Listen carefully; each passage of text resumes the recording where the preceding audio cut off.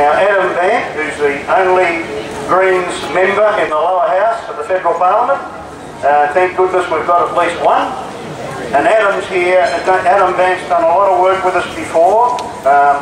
The union went to the International Labour Organisation over the lack of the right to strike in Australia in order to get the United Nations body to take a stand on that question. It was Adam Bandt who wrote our submission as a union, and we really appreciate the work he's done in that regard. And so I want you to welcome him here to talk on this issue.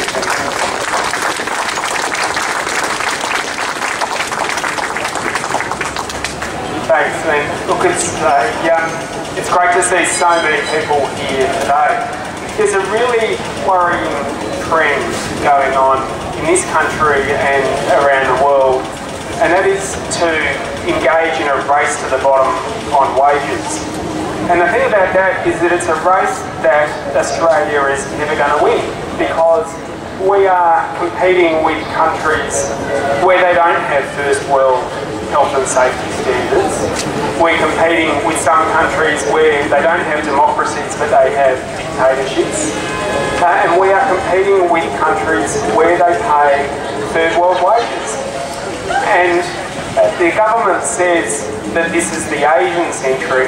Well, I didn't realise that meant we were going to start paying third world wages here in this country, because that is the direction that we are going in if we think that the only solution is for big companies that have a long history in Australia to send all the jobs offshore. But that's the direction that we're going in, and it's particularly worrying when these are companies that have the Australian public support and that have the government support. The government, through the Future Fund, has a big stake in the ownership of Telstra, and it should be sitting down with the Telstra board and saying, what are you doing to keep jobs onshore?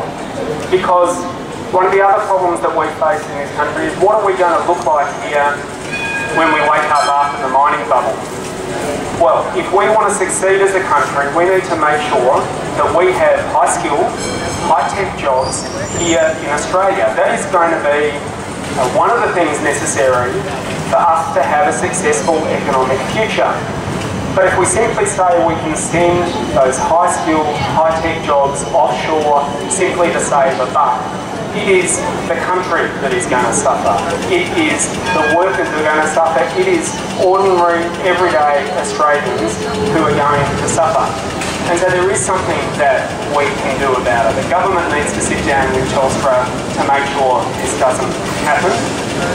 When I go back to Parliament, will be very proudly doing what I can to bring this to the attention of the government and make sure the government sits down and has those conversations. But also we need to spread the word, because this isn't something that's just affecting Telstra, it's affecting everyone.